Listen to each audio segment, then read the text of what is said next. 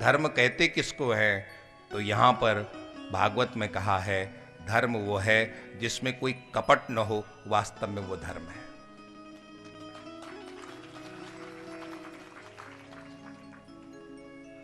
कपट का मतलब क्या होता है कि सामने कुछ और पीछे कुछ और, उसको कपट कहते हैं। अब आप देखना, आप निष्कपट धर्म का वर्णन करते हो कि आप निष्कपट धर्म का आचरण करते हो या कपटयुक्त धर्म का आचरण करते हो? कौन सा आचरण करते हो आप लोग?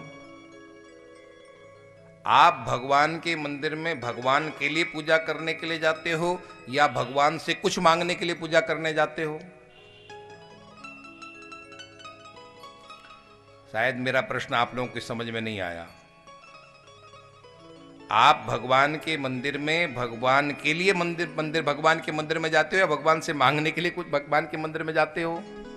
मांगने के लिए जाते हो, है ना? इसी को कपट धर्म कहा है। मतलब हम भगवान के लिए भगवान की पूजा नहीं कर रहे हैं, भगवान से कुछ चाहने के लिए भगवान की पूजा कर रहे हैं। तो इसका मतलब हम भक्त नहीं हैं, हम कपटी हैं। क्या है हम लोग? थोड़ा अपने लिए बोल तो दिया जाए।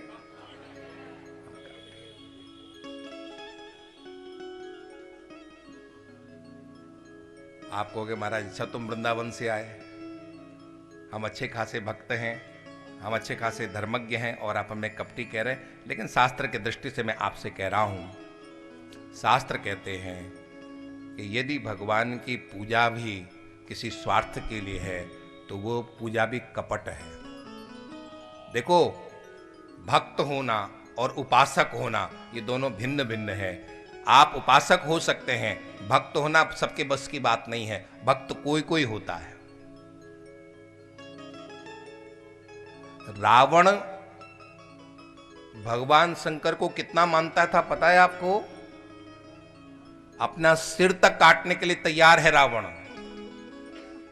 हजारों वर्ष की तपस्या रावण ने की है, इतना ज्यादा भगवान शंकर का वो उपासक है।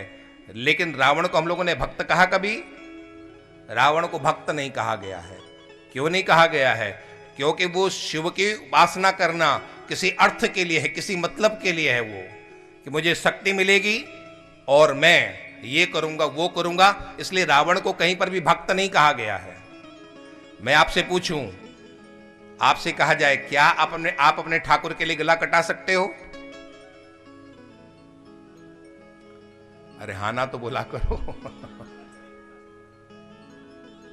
चलो पहले इधर पूछता हूं, ठाकुर के लिए गला कटा जा सकता है? नहीं कटाओगे आप लोग? नहीं ना। रावण अपने गले की बलि तक देने तो बड़ा भक्त हुआ कि नहीं ना? रावण हुआ ना, जो अपने इष्ट के लिए कि भगवान प्रकट हो जाओ, नहीं तो मैं गला काट देता हूं, आप प्रकट हो। जो इतने तक को करने के लिए तैयार है वो बहुत बड़ा भगवत भक्त होना चाहिए। लेकिन रावण को भक्त नहीं कहा गया है, रावण को राक्षस कहा गया है। रावण उपासक था, भक्त नहीं। भक्त वो है जो भगवान से कुछ नहीं मांगता है। प्रहलाद जी को भक्त कहा गया है, मीराबाई को भक्त कहा गया है, ध्रुव को भक्त कहा गया है। भक्त का मतलब है जो भगवान से कुछ भी न मांगे।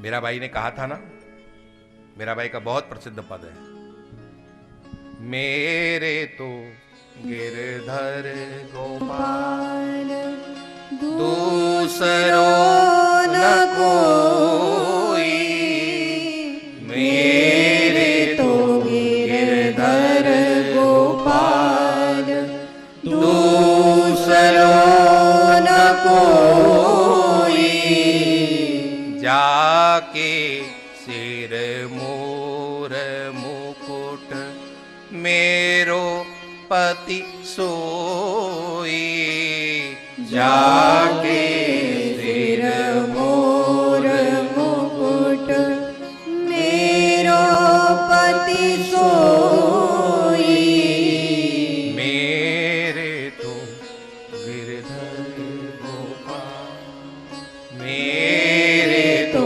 गिरधर गोपाल दूसरो न कोई, मेरे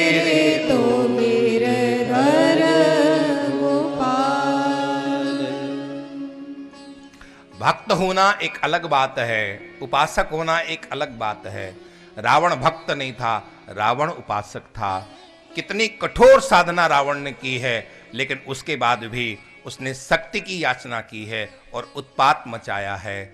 हमारे संतों ने कहा है, हम उपासक न बने, हम भक्त बने, हम धार्मिक बने, निष्कपट भगवान का पूजन करें। और जिस दिन आप निष्कपट होकर के भगवान के सामने जाओगे, भगवान आपको प्राप्त होंगे। अभी आपकी पूजा में कुछ मांग रहती है, इसलिए भगवान आपको नहीं मिलते हैं। जिस दिन आप निष्काम होकर के भगवान को मांगोगे, उस दिन भगवान आपको मिलेंगे।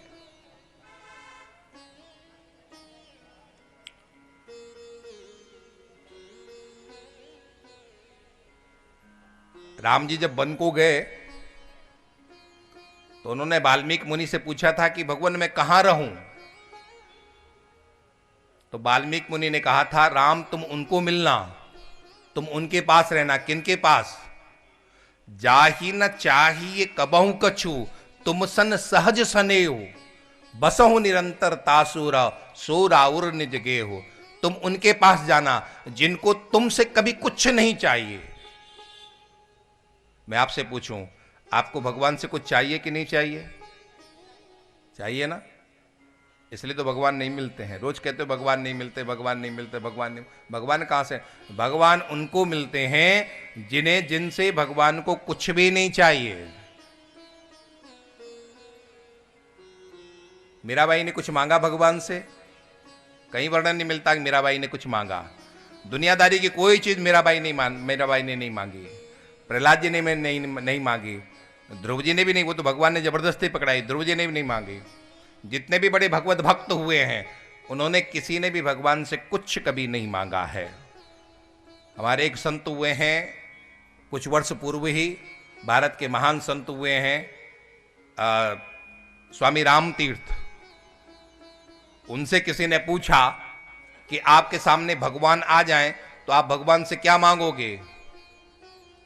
पहले तो मैं आपसे पूछूं, आपके सामने भगवान आ जाएं तो आप लोग क्या मांगोगे? थोड़ा विचार करो, क्या मांगोगे? रुंगटा परिवार क्या मांगेगा? मुरलीधर जी क्या बात है, आप लोग भैया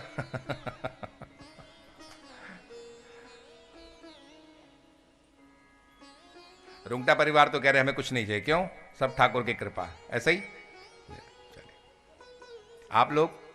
चलो मैं आप लोगों की तरफ से मैं बता देता हूं।